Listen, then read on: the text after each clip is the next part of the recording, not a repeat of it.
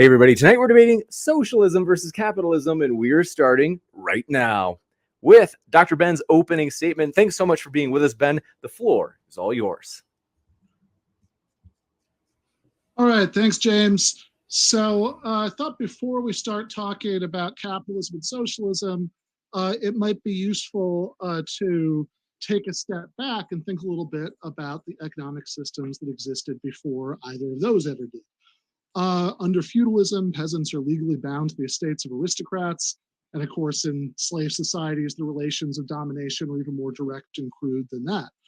And there are different analyses you can give of why these systems went away and were replaced by capitalism. And to be clear, real history is always messy and complicated and multi-causal. So I don't want to claim that what I'm about to say is 100% of the story. But even so, certainly at least one massive element of the story is the one that Marxist historians hone in on, which is that at a certain point, all those rigid feudal rules, those networks of rights and obligations, tying peasants to aristocrats and kings or free towns, and all of that stuff became a hindrance to the development of the forces of production. What does that mean? Very roughly, the idea is that in traditional agrarian societies, those feudal structures were important to keep the peasants in their place while they did the backbreaking work of growing and harvesting crops on a day-to-day basis. As technology progressed, though, and society became increasingly complex and increasingly industrialized, what factory owners needed was a labor force that was what Karl Marx called doubly free. What does that mean to be doubly free? That they weren't bound by feudal obligations to a particular estate, so they were free to move around and make contracts with any employers. That's the first kind of freedom. But also that they were free in the sense of being free from any means of supporting themselves except for agreeing to go to work at the kind of early factories that William Blake called dark satanic mills.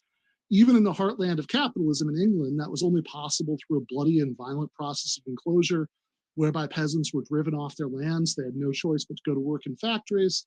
And of course, in much of the rest of the world, colonialism operated like a bigger and bloodier version of the same idea. Now, as violent and oppressive as this process was, in some very real ways, the advent of capitalism was a massive step forward in terms of both human prosperity and human freedom. That's what the first few pages of the Communist Manifesto are all about, is essentially prose poetry about that exact point. Once those feudal shackles were torn off the economy, the forces of production developed so wildly that they created at least the possibility of a world where everyone's material needs could be met. And while the justifying ideology of feudalism was a narrow heresy-hunting version of Christianity, where everyone was supposed to obey both kings and priests because they were representatives of God, the justifying ideology of at least the best versions of capitalism has been a kind of enlightened secular pluralism. That's obviously an improvement. But what socialists have always pointed out is that the kind of freedom and the kind of democracy that's compatible with capitalism both come in with severe built-in limitations. That's true in the political sphere because the wealthy capitalists are obviously going to exert more political influence than ordinary workers. And it's true on an even deeper level in the workplace. Under capitalism, freedom and democracy both largely come to an abrupt halt for the majority of the population. They spend at work. During those hours, most people have to take orders from unelected bosses, and depending on what kind of job you have, that can involve a level of control that goes beyond what even most totalitarian dictators demand of their subjects in most contexts. When you go to the bathroom, it's up to the boss. When you have to smile, is up to the boss. And it's only 8 hours because of past workers' struggles, because of the natural tendency of capitalist markets to reduce workers to total powerlessness, to what Marx called appendages of flesh to machines of steel, was counteracted to some extent by the efforts of labor unions and the regulatory state. Another problem with capitalism is that while it does allow the productive forces of society to be developed to the point where there's a lot to go around, in practice, it comes around in just a wildly and grotesquely unequal fashion. Even in the United States, the average CEO makes hundreds of times as much as the average worker, never mind the kind of differences that exist in capitalist societies, less hindered by labor unions and the regulatory state. Look at Brazil or Haiti or Honduras to get some sense of what that can be like. Even in the United States, some people can fly around the world to be cared for by the best doctors and the best clinics when they get sick. And other people die because they're diabetics and the GoFundMes they started to buy insulin weren't fully funded. Of course, some people who are born at the bottom end of the economic hierarchy do end up being upwardly mobile and ascend into a different class position, but it's structurally impossible, given capitalist ownership relations, for everyone to be upwardly mobile. If everyone was upwardly mobile, there'd be no one left to grow the food or stock the shelves of grocery stores, and we'd all starve to death. To meaningfully empower the great mass of the population, you need to change the system. So, what would that look like?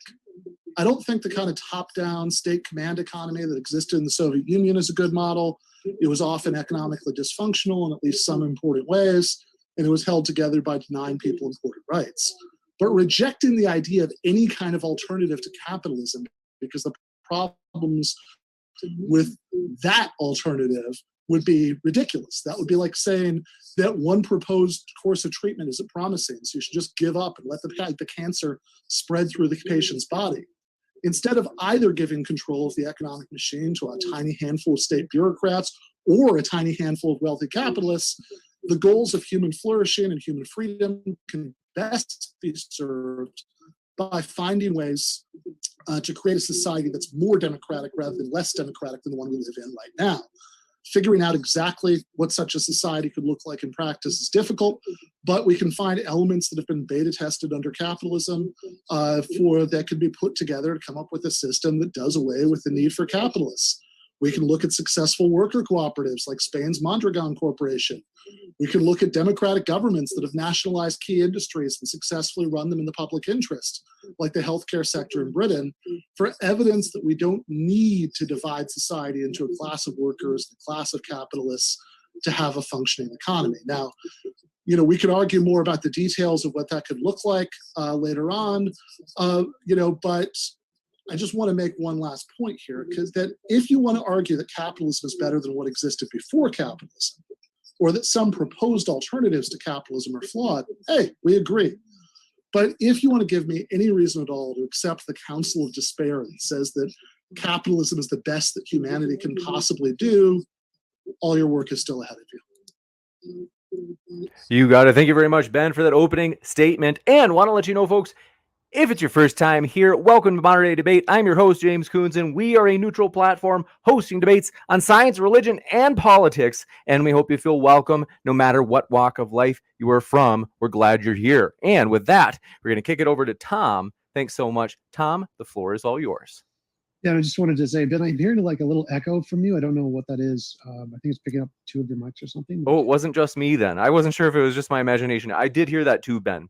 There might be, I think about halfway through your opening, I didn't want to interrupt because it was subtle, but there is a bit of an echo, and halfway through, just at the same time the echo started, there was kind of, your volume seemed to change. Yeah, it seemed like it changed mics, changed to a different mic. It's at least subtle, so that's why I kind of let it go for the opening in case it was in case anybody else could even hear it. But we'll kick it over to Tom for your open. It's at least subtle, so that's why I kind of let it go for the opening in case it was in case anybody else could even hear it. But we'll kick it over to Tom for your opening, and then we'll bring it into open conversation. So thanks so much. The floor is all yours, Tom.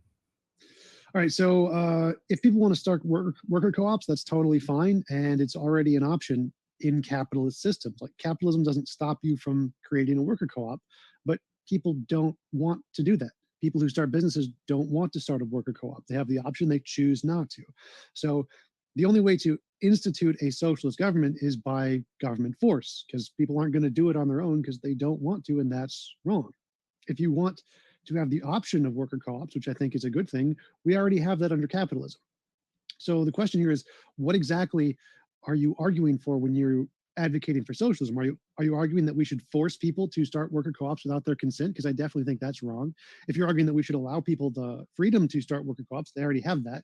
So I don't know what the benefit here is. By adopting socialism, you're just essentially using government oversight to force people to adopt a system you prefer without their consent, which is bad. This leads to tons and tons of problems. The centralization of power to cause people to do stuff they don't want to is why most socialist governments fail and become China and Venezuela and Cuba and all the bad countries, because too much power gets easily corrupted and taken advantage of. And so this is not a good system if the way that you're going to adopt it is by forcing people to do what they don't want to do on their own.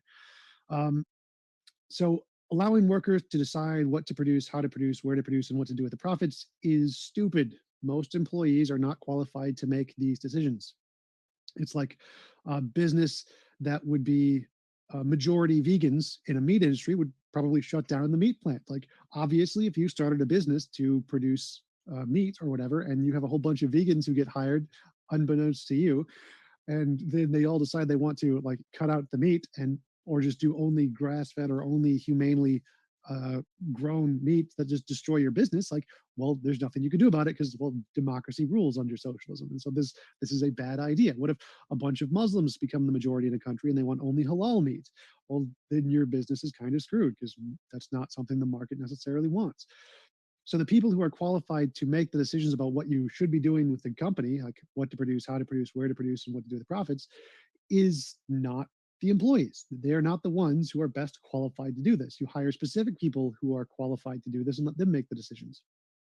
So this system of allowing the workers to decide isn't a good system. I mean, we've made similar arguments for politics that only educated people should vote so we don't end up with Donald Trump as president.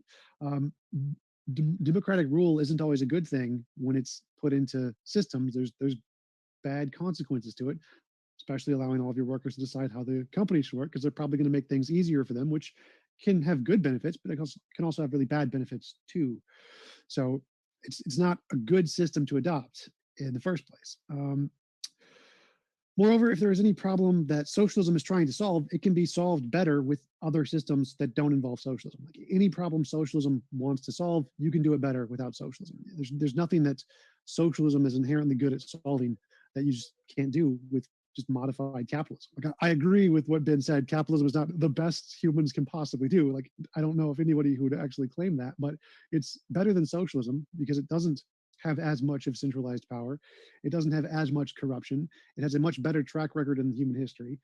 There's lots of negative side effects to socialism because of these core issues that make it a significantly worse prospect than capitalism. So, like, for example, the main disadvantages of socialism is that it's slow economic growth, less entrepreneurial opportunity and competition, the lack of motivation by individuals, lesser rewards, it creates distorted and absent price signals, results in reduced incentives, causes reduced prosperity, has low feasibility, and has negative social and political effects. And we can see this by just looking at the majority of socialist countries throughout history. Like, if we just go through the Wikipedia list of current countries that are Marxist-Leninist states, you got China, Cuba, Laos, and Vietnam. Non-Marxist-Leninist communist states that reference socialism in the constitution be like Algeria, Bangladesh, Eritrea, Guinea-Bissau, Guyana, Korea, India, Nepal, Nicaragua, the Portuguese Republic, the Sahrawi Arab Democratic Republic, Sri Lanka, Tanzania, former Marxist-Leninist states. There's a ton of those, all of them same general area. You can go down the list to non-Marxist-Leninist socialist states: Burma, Cape Verde, Chad, Congo, Djibouti, Egypt, Equatorial Guinea, Ghana, Guinea, Iraq, Libya, Madagascar, Mali, Senegal, Sierra Leone, Sudan, Syria, Tunisia, Zambia. Current states with governing communist or socialist parties: Algeria, Angola, Argentina, Bangladesh, Barbados, Bolivia, Congo, Djibouti, et cetera, et cetera. Like, notice that I haven't said any of the good countries in this list. Like, none of the good countries are on this list. All of the good countries that are usually falsely attributed to be socialist are actually mixed economies. So Norway, Denmark, Ireland, Netherlands, Brazil, Italy, France, UK, Germany, all mixed economies, just like the US is. The US is a mixed economy also, and mixed economies maintain a private ownership of control of the means of production. And none of these mixed economies have a majority socialist parties in government, because nobody in those countries wants socialist parties in power. This is not a thing that people want. Just for those who don't know the difference, in market socialism, prices are determined by the government, and the goal is to achieve market equilibrium, while in a mixed economy, prices are determined by the market shifts, although the government can intervene to protect the citizens to prevent economic inequalities. Mixed economies and market socialism mainly differ in the degree of interference of the government in economic sphere. The government plays a bigger role in market socialism, while it mainly acts as a safety net in the case of mixed economies. Moreover, private property is protected in mixed economies where common cooperative public ownership remains one of the main features of market socialism. Both systems allow for competitive competition among enterprises, but in market socialism, firms are not, or in very few cases, privately owned. So, in essentially, we can already do socialism. We can already have co-ops in a capitalist system. People just don't choose to do it. So what is the means by which you're going to adopt the system? It seems like you have to use government power to force people to adopt this because they just don't want it. And doing that causes a centralization of power, which leads to the downfall of essentially every socialist government that has ever existed, because it's so easy to corrupt. So it's not a very well-ordered system. It doesn't have a good track record of success. In theory, it's a great theory. Like, I think that giving everybody more rights and more freedoms is a great thing, but there's a limit to your ability to do this in a pragmatic way that doesn't cause the collapse of the economy. And that is something that we just don't have the ability to overcome yet. So maybe in the future, when we have our AI overlords and they can just solve everything, then we can all become communist socialist pandas and the AI takes care of us. Totally fine. I'm pro-socialism once we have AI overlords. But since humans have to do the ruling currently, we need some kind of a system that can mitigate humans to some extent, and giving all the power to government is not a good way to do that. So my question to Ben would be is what things can socialism solve which can't be solved in a better way without the problems associated with socialism? Because I think there aren't any. I think that anything you could do with socialism can be done better without socialism. You have been watching a free public preview for a patron exclusive episode of Give Them an Argument. To get the rest of this episode, plus patron exclusive episodes every single Thursday, as well as patron exclusive post games after the regular show every Monday night, and a lot more, head over to patreon.com/Ben Burgis. As a friend of mine used to put it, why be foolish?